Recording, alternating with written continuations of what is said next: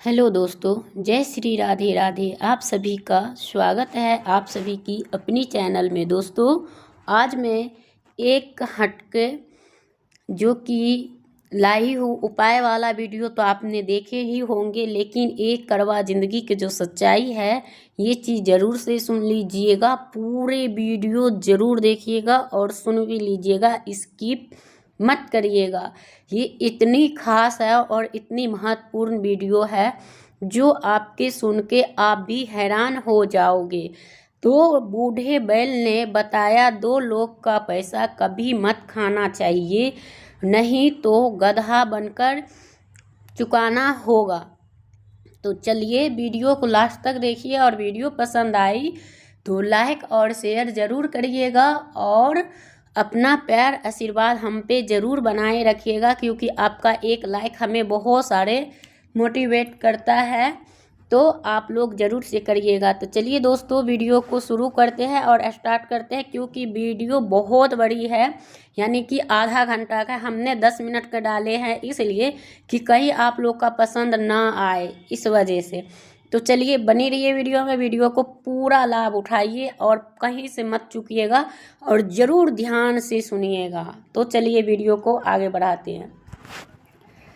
तो औरत को ये 2 चीज़ मत दबाना, क्योंकि उससे औरत को दर्द होता है और आदमी को मज़ा आता है। तो वो ऐसी कौन सा चीज़ है, क्योंकि जो औरत को परेशान करता है जो आदमी, उसे तो रुलाने में करने में बहुत ही मज़ा आता है।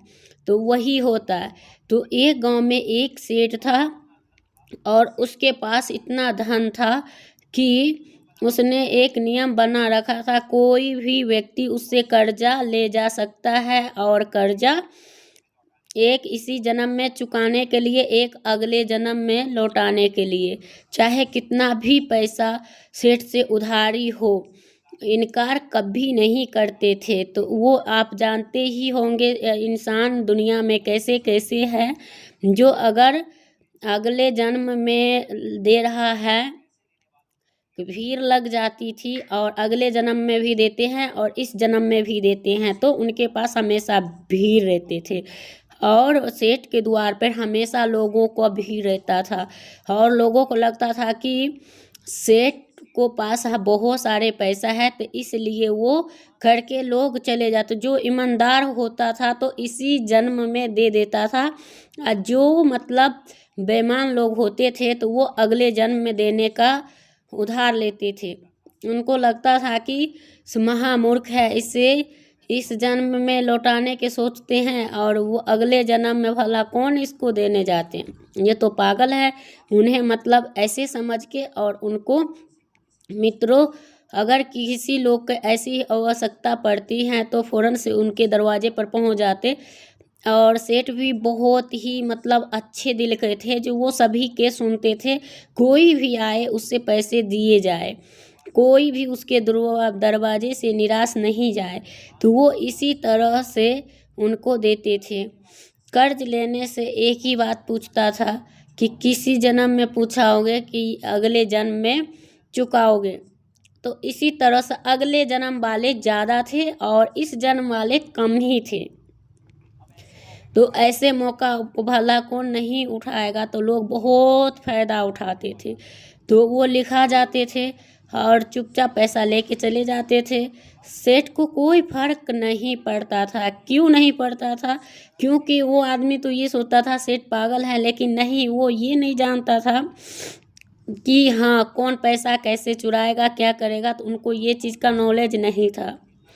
तो यहाँ पे ये जो थे, एक गांव में 2 मतलब भाई थे और वो 20 साल से कोई काम नहीं करता था और वो दोनों भाई चोरी डकैती हमेशा करता था। एक दिन कहाँ गरीब लोगों को धन लूटता रहता था, तो वो लोग सब मतलब उनको समझाते थे, पर वो मुंह वाला उधार देते थे। तो इसी जन्म में ले आना, नहीं लौटाता तो अगले जन्म में कहकर लौटा देना। तो सेठ दोनों तरफ से उधार देता है। उन चोरों को बताया गया, चोर बहुत खुश होते। उन्होंने ने इससे अच्छी बात क्या होगा। और वो अगले जन्म के लिए ब्याज पे पैसा देते हैं, तो हम लोग उसी सेठ से क्यों न खूब सारे पैसे ले लें। ये ऐसे करके चले गए और 5-5 लाख रुपए दोनों उधार करके लेके आएंगे और इस जन्म में मेरा यानी जीवन यापन हो जाएगा। तो वो ऐसे करके चले गए और उनके घर पे गए और फिर उनके बाद गए तो उनके बाद पैदल चलते चलते उनको लखीमपुर आ जाते हैं और सेठ के पास, यानी सेठ लखीमपुर के थे, तो उनके पास आ जाते हैं। हमने आपके बड़ा नाम सुने थे और आपने सभी लोग को पैसे की ज़रूरत है और हमारे बच्चे परिवार बहुत दुखी हैं। तो सेठ बोले हाँ हाँ क्यों नहीं, आपको हम पैसे दे सकते हैं, तो तुम घबराओ मत, कितने रुपए चाहिए। सेठ के बात सुनकर वो चोर कहने लगे देखो सेठ जी, हमें इस जन्म के लिए तो पैसे नहीं चाहिए, हमें तो अगले जन्म के लिए चाहिए। हाँ हाँ कोई बात नहीं, आप ले जाओ, सेठ जी ने बोला। फिर उन्होंने बोला हमने कभी किसी को मना नहीं किया है और आप ले जाओ, हम अगले जन्म के लिए भी देते हैं। तो आप इस तरह की बात सुनकर मन ही मन खूब प्रसन्न होते हैं चोर। फिर आपस में विचार करने के बाद सेठ जी ज़्यादा नहीं, बस 5-5 लाख रुपया मुझे दे दीजिए ताकि हमारे बच्चे को पालन पोषण हो जाए। फिर सेठ जी ने उनके बातों सुनकर बोले 5-5 लाख मुनीम जी से दिलवा दिए। फिर आज्ञा का पालन किया और दोनों के 5-5 लाख रुपया दे दिया। और उनके बाद फिर पैसों के बाद वो सेठ ने दोनों का नाम पता पूछकर वही खाता में डाल दिया। फिर फलाने करके अगले जन्म में करके चुकाने की लिया है। ऐसे करके बड़े खुश हो गया बेचारा। फिर अगले जन्म में उनके साथ, सेठ तो बड़ा मूर्ख था जो हमें पैसा दे दिया, अगले जन्म में हम तो देंगे नहीं, कौन पता बड़ा आनंद से इस जन्म में कट जाएगा, आप जीवन भर चोरी करने की कोई ज़रूरत नहीं पड़ेगी। ऐसे विचार करते हुए वो बड़े खुश चले गए और पैदल चलते हुए वो रास्ते में रात हो गए और उन्होंने तब एक गांव में पहुँचे और वहाँ पे उसको कोई नहीं रुकने के लिए नहीं कहा, क्योंकि वो दोनों देखने में लगता था एक ऐसा चोर है तो उनसे कोई रुपया ना छीन ले।